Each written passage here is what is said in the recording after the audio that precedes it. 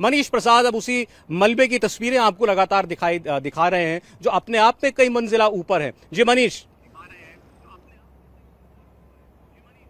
सौरभ, मलबे की तस्वीरों के साथ अब जो डेबरी है, जो रोड पर इस समय मलबा आ गया था, उन सबको हटाने का काम शुरू है। और इसके लिए जो नोएडा प्राधिकरण है, उन्होंने करीबन 200 की संख्या में यहां पर अपने स्टाफ और सबको लगाया है ताकि चारों तरफ से जो मलबा है उसको साफ किया जा सके।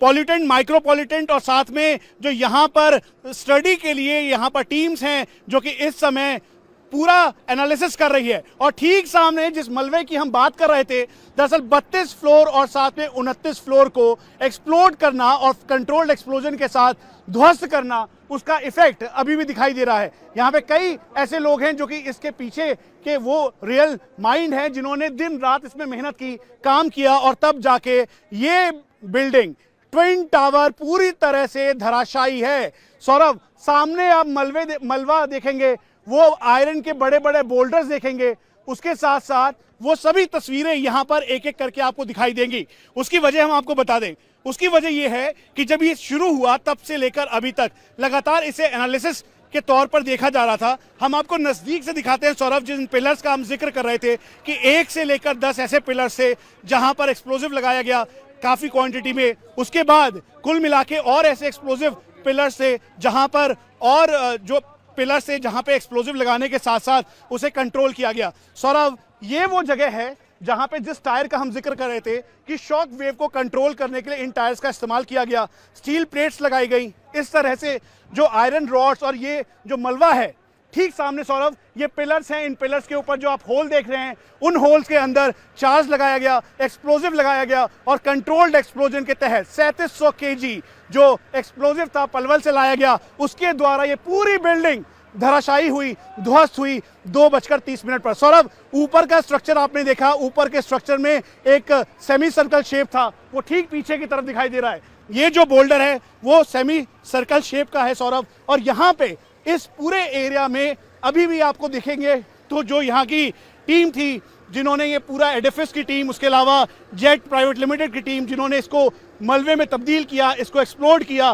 तो ये एक बहुत बड़ा चैलेंज था सौरभ। पोस्ट ब्लास्ट के तौर पर जो मलबे के बाद जो डेबरी है, उसके अलावा जो पॉल्यूशन है, उसको कंट्रोल करने के लिए इस समय पूरे एरिया में यानी 500 मीटर के एरिया में वाटर गन्स, वाटर कैनन्स, उसके अलावा एंटी स्मोक गन और फायर ब्रिगेड की मदद ली जा रही है ताकि जो माइक्रो पॉल्यूटेंट्स और पार्टिकल्स है उनको कंट्रोल किया जा सके और इसके साथ साथ जो इस समय स्थिति है उसको नियंत्रित किया जा सके। एक और बात बताना बेहद जरूरी है कि इसके साथ ही लगी हुई दीवार जो है वो ठीक साथ में करीबन 20 मीटर की दूरी पर जो दीवार है वो ATS की दीवार है।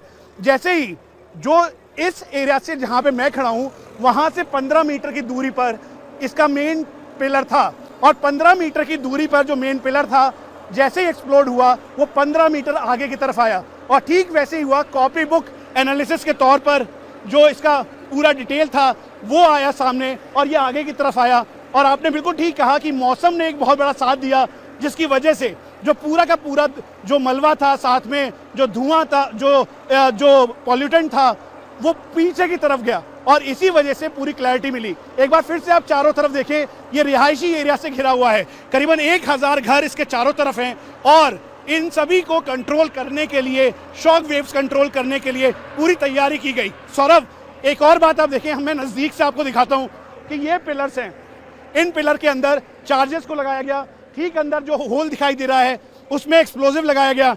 एक्सप्लोजिव लगाने के साथ साथ सिचुएशन को नॉर्मल करने के लिए ये पूरी तैयारी की गई और तैयारी भी ऐसे कि एक्सप्लोजिव को जो है वो कहीं से भी आगे की तरफ ना आए। तो ये स्थिति है, मलबा हटाने का काम अभी किया जा रहा है।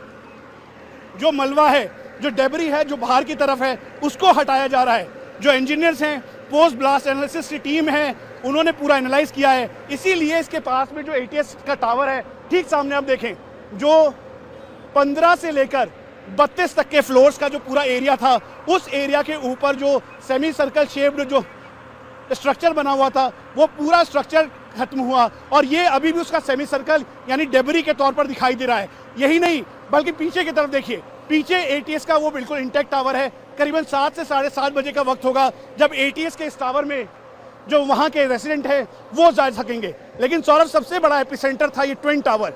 यहाँ पर 32 मंजिला इमारत जो करीबन 100 मीटर ऊंची थी, अब वो यहाँ पर नहीं है, अवशेष में तब्दील हो चुकी है।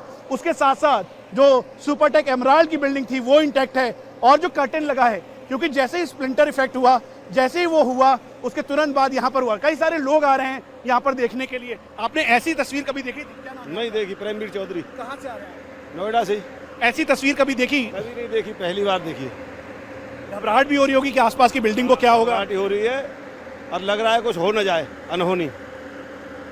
लेकिन पहली ऐसा देख के खुशी हुई कि कम से कम टेक्नोलॉजी के हिसाब से सब कुछ ठीक। खुशी हुई। अब सौरभ, एक और चीज आप देखें, जिस दीवार का हम जिक्र कर रहे थे सुपरटेक एमराल्ड की, वो बिल्कुल सेम मेन दीवार है जो कि क्षतिग्रस्त हुई, नुकसान पहुंचा, क्योंकि एक्सप्लोजिव यहां पर भी लगाया गया था। जो ठीक सामने का पूरा वॉल है वो पूरी तरीके से इसमें डैमेज हुआ। तो ये कमोवेश कुल मिला के इस 100 मीटर के प्रेमाइसेस की वो तस्वीर है जो हम बिल्कुल बेहद करीब से दिखा रहे हैं।